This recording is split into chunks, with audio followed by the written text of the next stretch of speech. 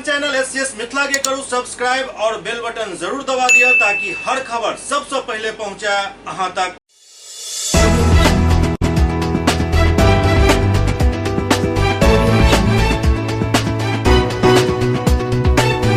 नमस्कार, अहाँ सब देख रहे एससीएस मिथिला, हम छी कमलेंद्र झा। अब खबर के शुरुआत करी और बात करी मुख्य सचिव के अध्यक्षता में भेल शिक्षक नियुक्ति परीक्षा के लऽ आयोजित बैठक के, जाहिमे कई विषय पर चर्चा भेल। प्राथमिक माध्यमिक उच्च माध्यमिक विद्यालय में शिक्षक नियुक्ति परीक्षा आयोजन के लऽ मुख्य सचिव आमिर सुहानी के अध्यक्षता में बीपीएससी के अध्यक्ष अतुल प्रसाद, अपर मुख्य सचिव गृह विभाग बी राजेंद्र, अपर महानिदेशक विशेष सचिव गृह श्रीमती के.एस. अनुपम एवं सब जिला की जिलाधिकारी एवं वरीय पुलिस अधीक्षक वरीय के साथ एक बैठक आयोजित किया गया। बीपीएससी के अध्यक्ष अतुल प्रसाद कहलें जे 24, 25, 26 एवं 27 अगस्त 2023 के प्रतियोगिता परीक्षा के आयोजन किया जाए। परीक्षा 2 घंटा के है, लेकिन अभ्यर्थी के परीक्षा प्रारंभ हो के 2.5 घंटा पहले परीक्षा केंद्र में प्रवेश दिल जाए। परीक्षा प्रारंभ हो के 1 घंटा पहले अभ्यर्थी के प्रवेश बंद कर दिल जाए, क्या तो वही 1 घंटा के दौरान प्रश्न पत्र जोनल दंडाधिकारी द्वारा परीक्षा केंद्र में उपलब्ध करायल जाए। प्रश्न पत्र डिजिटल लॉक वाला पेटी में भेजल जाए, जेकर कोड परीक्षा तिथि के 2 दिन पहले बतायल जाए। बॉक्स में से सील्ड पेटी पैकेट सीधे परीक्षा केंद्र पर परीक्षार्थी के सामने खोलल जाए और परीक्षा समाप्त होने के उपरांत परीक्षार्थी के सामने ही OMR सीट सील्ड किया जाए और आयोग द्वारा विशेष मार्क वाला जैकेट लगायल जाए ताकि सील्ड पैकेट में छेड़छाड़ नहीं किया जा सके। दिव्यांग परीक्षार्थी के लिए जिला मुख्यालय के निकट ही 1 या 2 केंद्र चिन्हित रहत, उनका लिखे वाला लेखक के सुविधा दिल जाए। अध्यक्ष कहलें चूँकि अलग अलग विषय की OMR सीट अलग अलग तरह के है, तो स्क्राइब्स के 2 दिन पहले आयोग द्वारा प्रशिक्षण दिल जाए। वो कहलें कि परीक्षा केंद्र पर जैमर लगायल जाए, सर्विलांस कैमरा की व्यवस्था रहत ताकि कहीं से बैस कर निगरानी किया जा सके। महिला और पुरुष अभ्यर्थी के लिए अलग अलग परीक्षा केंद्र बनायल जा सके।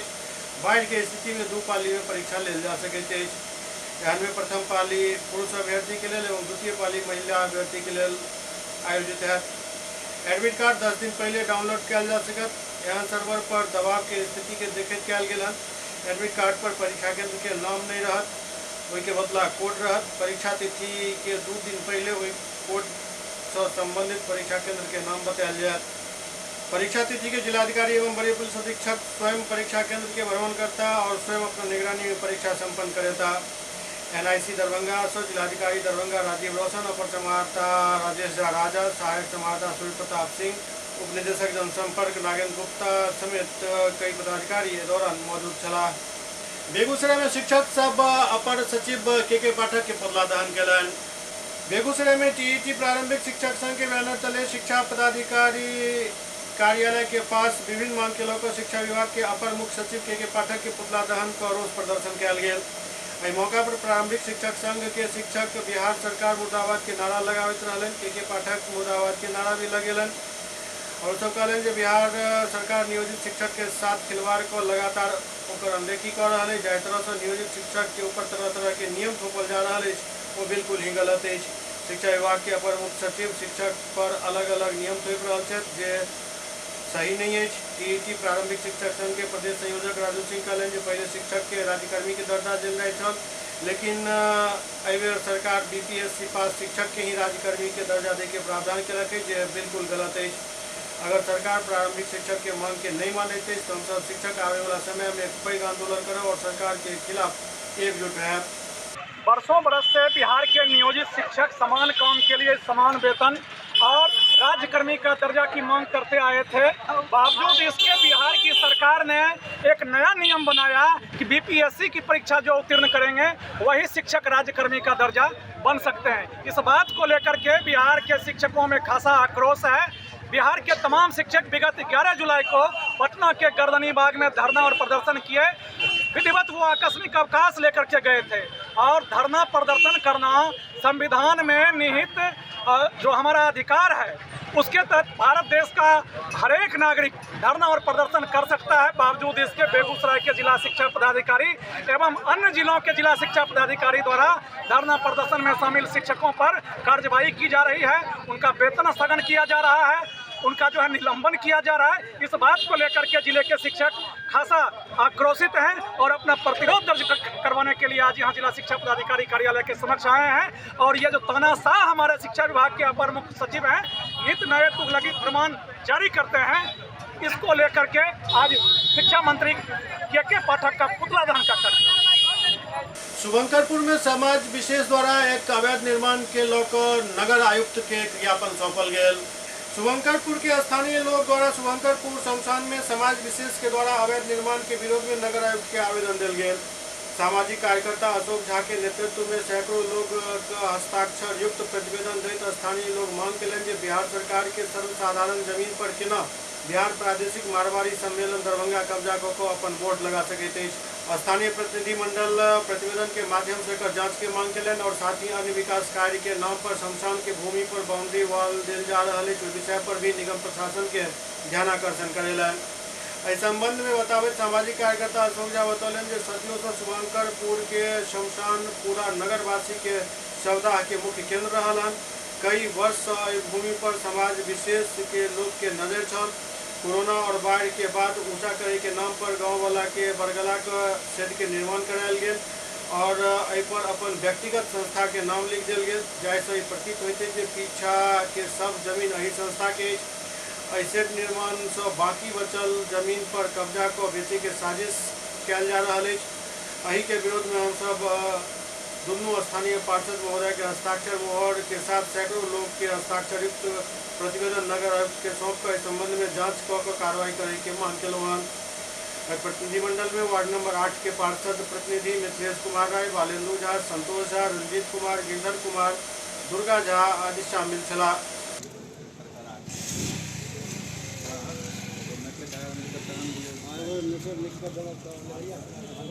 शुभंकरपुर शमशान का घेराबंदी हो रहा है बिना एनओसी लिए।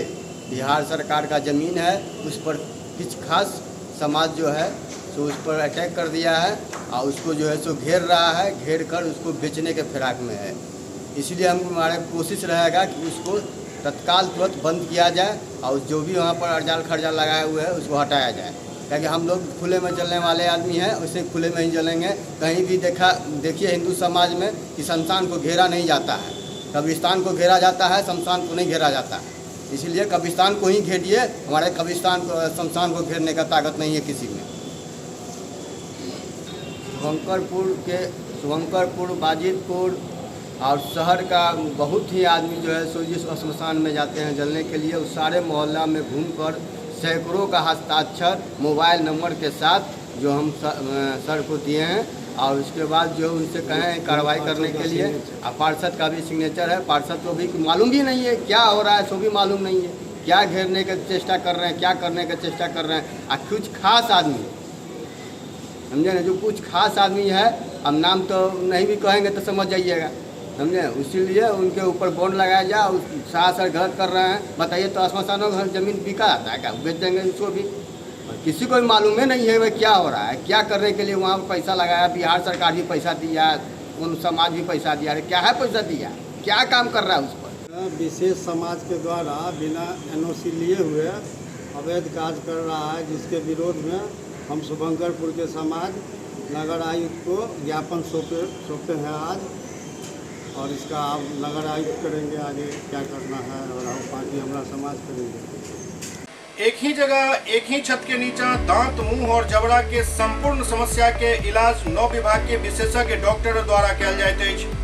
3 दशक से भी अधिक से अहाँक सेवा में तत्पर बिहार के गौरव Mithila minority dental college and hospital Ekmi Ghat Darbhanga. एतो सुबह 9 बजे से शाम 4 बजे तक हर दिन दांत, मुंह और जबड़ा से संबंधित समस्या के इलाज कयल जाइत अछि। अधिक जानकारी के लिए कॉल करू 9832760000 पर।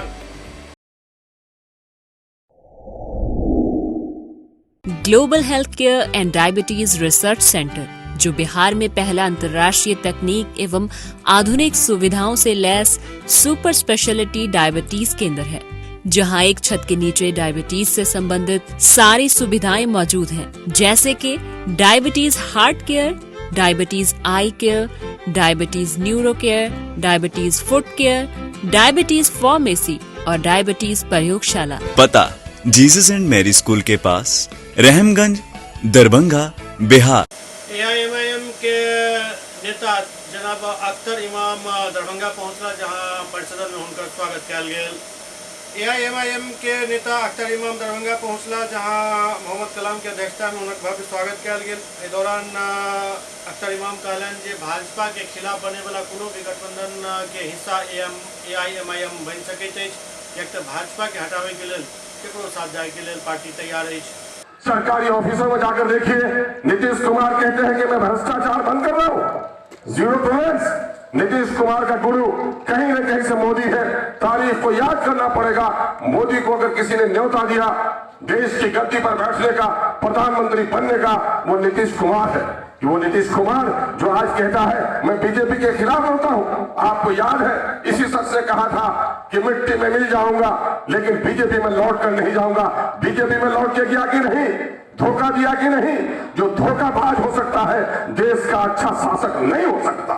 और क्या किया इसने क्या कहा, इसने सारी बातें कही। ये आपको याद होगा 2007 और 2008 को पंडित जी परेशान थे, मुल्ला परेशान थे। क्या परेशान थे? नीतीश ने कहा घर घर दारू पीने दो, गरीबों के बच्चों को गरीब रहने दो। और क्या क्या मौजा में सब लोगों को मंदिर के करीब शराब की दुकान, मस्जिद के करीब शराब की दुकान, स्कूल के करीब शराब की दुकान, हॉस्पिटल के करीब शराब की दुकान। जब सबने पीना सीख लिया तो अब क्या किया, इसने गुजरात का मुताला किया।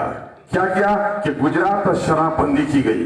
जब देश की आजादी हो रही थी, देश की आजादी के बाद बापू से पूछा किसी ने कि बापू आजाद भारत में शराब नीति क्या होगी?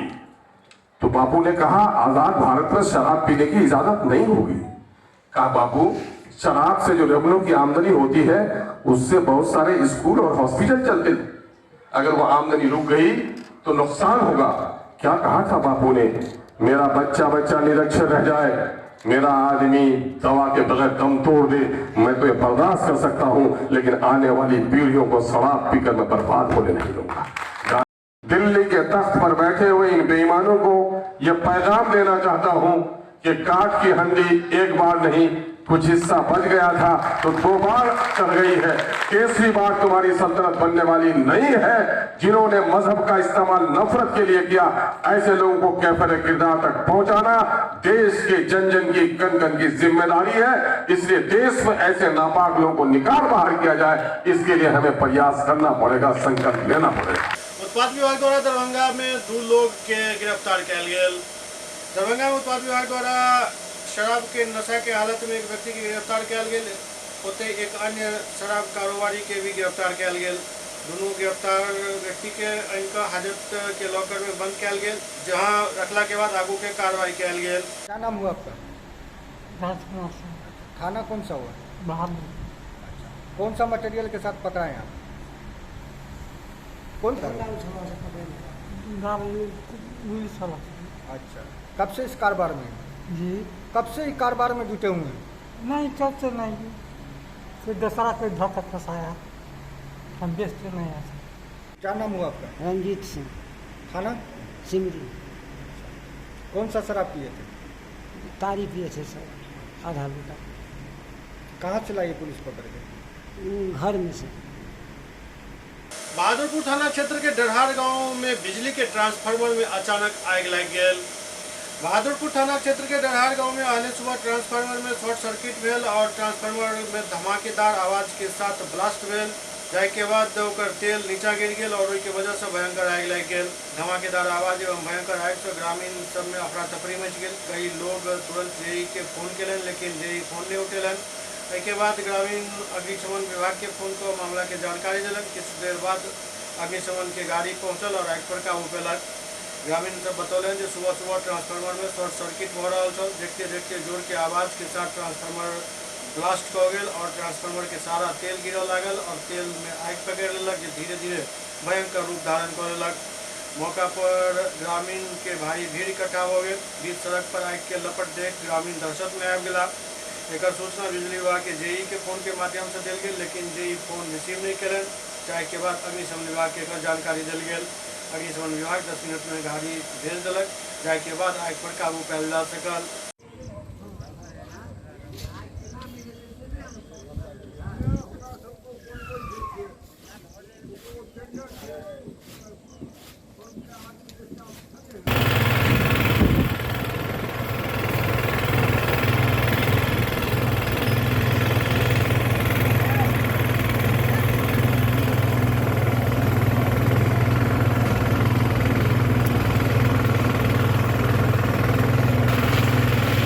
ट्रांसफार्मर लीक कर गया था।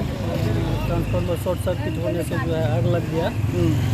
1 घंटा से जेई को फ़ोन कर रहा है, 4 बार 5 बार फ़ोन किया है, एक बार भी फ़ोन नहीं रिसीव किया है। उसके बाद जो है तो फिर स्टाफ को फ़ोन किया है बिजली विभाग के, तो वो आया है। उसके बाद जो है तो फिर यानी अग्नि विभाग को फ़ोन किए हैं, तो वो जो है बोला है 10 मिनट में गाड़ी भेज रहे हैं। व्यवहार न्यायालय दरभंगा में वाहन अधिनियम संशोधन अधिनियम 2019 के लऽ कऽ 1 दिवसीय कार्यशाला के आयोजन कयल गेल। दरभंगा में जिला एवं सत्र न्यायाधीश के अध्यक्षता में 1 दिवसीय संवेदीकरण सेसिटाइजेशन कार्यक्रम आयोजित कयल गेल। जिला विधिक सेवा प्राधिकार द्वारा आयोजित कार्यक्रम के अध्यक्षता जिला सत्र न्यायाधीश केलन। दरअसल सर्वोच्च न्यायालय के द्वारा गौहर मोहम्मद अपीलकर्ता बनाम Uttar Pradesh state road transport corporation respondent संबंधित अपील में माननीय उच्च न्यायालय के registrar general state legal services authority state judicial academy के भी सब स्टेक होल्डर्स के संवेदीकरण करे हेतु दिशा निर्देश देल गेल छल, ताकि मोटर वाहन संशोधन अधिनियम 2019 से संबंधित अध्याय 11, 12 एवं ऐसे संबंधित धारा 146, 149, 159, 160, 161, 164, 166 के महत्व के समझावित एक प्रभावी और संवेदनशील बनाया जाए। आज का जो बैठक था, ये सेंसिटाइजेशन प्रोग्राम माननीय सर्वोच्च न्यायालय के द्वारा पारित निर्णय गौहर मोहम्मद बनाम उत्तर प्रदेश राज्य ट्रांसपोर्ट कॉरपोरेशन लिमिटेड केस में पारित निर्णय में जो दिशा निर्देश दिया गया है, उसके निर्देश के अनुसार बिहार राज्य सेवा प्राधिकार पटना के निर्देशानुसार तथा हमारे माननीय अध्यक्ष जिला एवं सत्र न्यायाधीश महोदय के मार्गदर्शन में यह 1 दिवसीय सेंसिटाइजेशन प्रोग्राम किया गया है। इसमें हम लोग 1:30 बजे अपने जो भी न्यायिक पदाधिकारीगण हैं उनको, इंश्योरेंस के वकील साहब और क्लेमेंट के वकील साहब को ये जो अमेंडमेंट लाया गया है प्रोविजन जो चैप्टर 11 और 12 MV एक्ट में, उस पर परिचर्चा किया गया। इसमें सब पर, इंश्योरेंस कंपनी पर, न्यायालय पर दायित्व दिया गया है, जिससे जो भी विक्टिम है, जो भी पीड़ित है, उसको तुरंत से तुरंत मुआवजा MV एक्ट के अंतर्गत दिया गया। अभी जो परिचर्चा हो रही थी, अभी हम दरभंगा जिला के सभी थाना प्रभारियों को बुला के इस विषय पे उनको बताया गया कि जो भी उस जजमेंट पे, माननीय सर्वोच्च न्यायालय के द्वारा जजमेंट में जो भी बातें बताई गई हैं तथा अमेंडमेंट में जो भी बातें बताई गई है, उस संबंध में सभी अनुसंधानकर्ता को उनका क्या क्या दायित्व है वो देना है। इसका उद्देश्य ये है कि लोग और जो भी स्टेक होल्डर हैं, पुलिस, इंश्योरेंस कंपनी और न्यायालय, तो को जागरूक करना, जिससे जो एक्ट की मंशा है, जो सर्वोच्च न्यायालय की मंशा है, उसका जो लाभान्वित हों, उनको जल्द से जल्द इनका लाभ मिल सके। माननीय उच्चतम न्यायालय ने एक बहुत ही महत्वपूर्ण निर्णय दिया है, जो कि मोटर व्हीकल एक्ट के अंतर्गत जिन लोगों को किसी कारणवश दुर्घटना हो गई, वह जो अपना क्लेम किया करते थे, वह क्लेम करने में किस प्रकार की सुविधाएं उनको दी जाएंगी और किस प्रकार से प्रक्रिया को संपादन किया जाएगा, इस संदर्भ में सबको जागरूक किया गया। वास्तव में जब कोई आदमी किसी दुर्घटना में मर जाता था, तो इसके पहले FIR दर्ज होती थी। FIR दर्ज होने के बाद से उसका इन्वेस्टिगेशन होता था, चार्जशीट सबमिट की जाती थी। उसके बाद से सब पुलिस प्रक्रिया होने के बाद से क्लेमेंट के तरफ से केस दायर किया जाता था। आज की डेट में इस निर्णय के बाद अब जो ही किसी प्रकार का कोई एक्सीडेंट होता है, कोई दुर्घटना घटित होती है, तो पुलिस का प्रथम दायित्व यह है कि वह तुरंत जिस कंपनी से रिलेटेड अगर वह बीमा की गई गाड़ी है तो उस कंपनी को तुरंत निर्देश देगा कि वह वहाँ पर आवे और उस मामले में अपना जो भी इन्वेस्टिगेशन करना हो करे, एक नोडल अफसर नियुक्त करे और तुरंत वह कार्रवाई शुरू कर दे। और यह कार्रवाई तुरंत होना चाहिए। वह एक प्रपोजल भेजेगा जिसकी मृत्यु हुई है उसके क्लेमेंट पर कि आप बताइए उनको कि आप कितना चाहते हैं, क्या वह एक प्रपोजल भेजेगा। प्रपोजल के बाद से वो उसे स्वीकार करेगा तो जो ट्राइब्यूनल है उसे पारित कर देगा। अगर किसी भी प्रकार की कोई दिक्कत होती है तो कोर्ट उसको समरी ट्रायल करके उसके बाद को तुरंत निष्पादन कर देगा। इससे जो देरी होती थी क्लेमेंट को प्राप्त करने में, वह देरी अब नहीं होगी, अब तुरंत मिल जाएगा। और एक तरह से जो भी आदमी पीड़ित है उसको निश्चित रूप से कुछ न कुछ ऐसा फ़ायदा होगा जो कि उसको दिल को संतुष्टि प्रदान करेगा। SCS मिथिला के अंक में खनितवा अगला अंक में फिर किसी और समाचारक संग उपस्थित है। तब तक अपने सत्य के तरफ SCS मिथिला। नमस्कार।